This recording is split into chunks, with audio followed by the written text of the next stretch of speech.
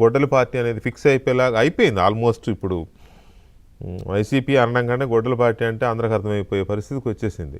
So ఈ సిచ్యువేషన్లో గొడ్డలి పార్టీ గురించి, ఆ పార్టీ, ఆ కుటుంబం రక్త చరిత్ర గురించి ఎలా జనంలోకి ఇంకా వెళ్ళాలనుకుంటున్నారు అనే దాని మీద చంద్రబాబు నాయుడు గారు ఏమన్నారో ఒకసారి అది విందాం. విన్న తర్వాత చర్చించుద్దాం ప్లీజ్. గొడ్డలి వేడితో జరిగిన నష్టాన్ని ప్రజలకు వివరించాలి, వివరిస్తూనే ఉండాలి, వాళ్ళ నైజం గుర్తు చేయాలి. పేదలకు కావాల్సింది పథకాలు, గొడ్డలి వేట్లు కాదు.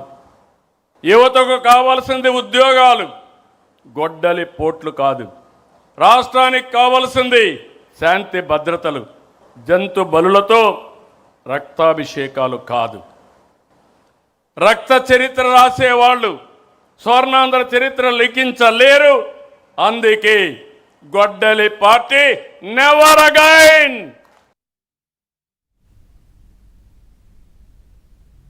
సో అది సత్యమూర్తి గారు అంటే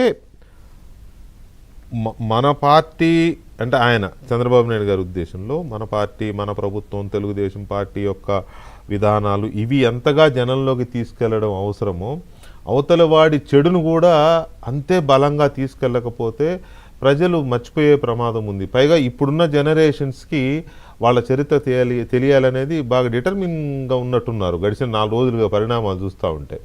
సో ఇప్పుడు ఆయన చెప్పిన దాన్ని బట్టి మనం ఎలా అర్థం చేసుకోవచ్చు? ఇక్కడ మనం చూడాల్సింది ఏంటంటే వైఎస్ఆర్ కాంగ్రెస్ పార్టీ అధికారంలో ఉన్నప్పుడు పరిస్థితులు ఎట్లా ఉన్నాయి అని చూసిన ప్రత్యక్ష సాక్షులం. అందుకని ఆ ప్రత్యక్ష సాక్షులుగా ఉన్న వాళ్ళకి చాలామందికి ఇది తెలుసు, జగన్మోహన్ రెడ్డి ఎట్లా పరిపాలించాడు, ఎట్లా చేశాడు అనేది. పదే పదే గుర్తు చేయాల్సిన అవసరం ఎందుకు ఉన్నది అంటే ఇంకా రాబోయే రోజుల్లో ఎలక్షన్ మోడ్ వచ్చేసరికి ఆ మూడ్లోకి వచ్చిన తర్వాత జరిగే పరిణామాలు కొంత డిఫరెంట్గా ఉంటాయి. మీకు 2019 అసెంబ్లీ ఎన్నికల సమయంలో చివర్లో లాస్ట్ లెగ్లో వివేకానందరెడ్డి మర్డర్ జరగటం, ఆ వివేకానందరెడ్డి మర్డర్ని ఆ మర్డర్ గురించి తెలుగుదేశం పార్టీ లీడర్లు ఎవరు మాట్లాడకుండా గ్యాగ్ ఆర్డర్ తెచ్చుకోవటం, దాన్ని యథేచ్ఛగా జగన్మోహన్ రెడ్డి వాడుకోవటం, ఇది మనకి కళ్ళ ముందర క్లియర్ కట్గా కనిపిస్తున్న ఎగ్జాంపుల్. ఆ ఒక్క ఇన్సిడెంట్ తోటి అంటే దానికి రాజకీయం అంటే మామూలు వేరే రాజకీయ పార్టీలకి సంబంధం లేదు. అది వైఎస్ఆర్ కాంగ్రెస్ పార్టీ వాళ్ళ ఇంటర్నల్ కుటుంబంలో జరిగిన ఇంటర్నల్ రాజకీయాల కారణంగా జరిగిన హత్య.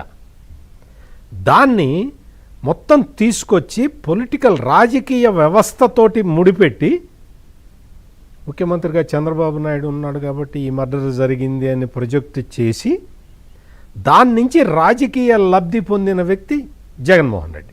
అంటే లాస్ట్ మినిట్లో ఇంకా ఆ తర్వాత తెలుగుదేశం పార్టీకి ఇంకా ఏం చేయాలో వాళ్ళకేం లేదు. ఇంకా అక్కడ there is no option at all. లేదండి మేము చేయలేదండి అని చెప్పుకోవటం తప్ప వేరే ఆప్షన్ లేని ఒక క్రిటికల్ జంక్చర్లో జగన్మోహన్ రెడ్డి దాన్ని ఎన్కాష్ చేసుకున్నాడు. ఆ అనుభవం ఉంది కాబట్టి రాబోయే ఎన్నికల్లో అంటే గత ఎన్నికలు కూడా మనం చూసాం కదా, ఆ రోజున ఆ గులకరాయి దాడిని వాళ్ళు ఎట్లా ప్రొజెక్ట్ చేశారంటే నిజంగా సింపతి జనరేట్ కాలేదు కాబట్టి ఆంధ్రప్రదేశ్ ఇంత ఫలవంతంగా ఈరోజు కనపడుతున్నది. కానీ అదే సింపతి జనరేట్ అయ్యి ఉంటే పరిస్థితి ఎట్లా ఉండేది మీరు ఒక్కసారి ఆలోచించండి. నిజంగా గనక జగన్మోహన్ రెడ్డి ఆ రోజున ఆడిన నాటకాన్ని పర్ఫెక్ట్ అప్పటికి చాలా ట్రై చేశాడు.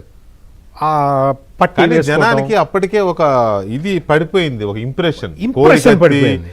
బాబాయ్ హత్య ఇట్లాంటి కొన్ని కుప్పలుగా చూస్తున్నారు కదా. నిజంగా అది ఆ అనుభవం గత అనుభవం దృష్ట్యా ప్రజలు నమ్మలేదు. కానీ ఆ రోజున జగన్మోహన్ రెడ్డి ఆడిన నాటకాన్ని గనక ప్రజలు మళ్ళీ నమ్మి ఉన్నట్టయితే ఈరోజు పరిస్థితి ఏంటి? అందుకని ఇవన్నీ కూడా తడవకి ప్రజలకి గుర్తు చేయాల్సిన అవసరం ఉన్నది. ఏదో సినిమాలో డైలాగ్ ఉంటుంది, అవును. నేను తడతడకి చెప్తున్నానని బోరు కొట్టుతుందేమో నీకు, అయినా సరే నేను చెప్తానని చెప్తూ ఉంటాడు.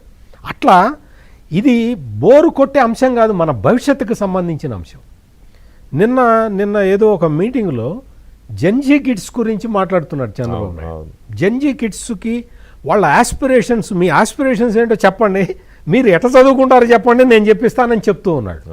అంటే వాళ్ళ ఆస్పిరేషన్స్కి తగ్గట్టు మీ ఆస్పిరేషన్స్ తగ్గట్టు నేను మారుతాను అని చెప్పే నాయకుడు ఒకవైపు ఉంటే, ఎంతసేపటికి ఇంకా రప్ప వేసేద్దాం అందరినీ, కులం లేదు, మతం లేదు, ప్రాంతం లేదు, పార్టీ లేదు, అందరినీ వేసేస్తామనే వాళ్ళు ఒకవైపు ఉంటే, మరి దీన్ని కులం తడతడకి లేదు, మతం లేదు, అందరినీ కలుపుకుంటామనే వాళ్ళు ఒకవైపు, కులం లేదు, మతం లేదు, అందరినీ వేసేస్తామనే వాళ్ళు ఒకవైపు. ఈ రెండు చాలా సన్నని గీత చాలా క్లియర్ కనబడుతోంది.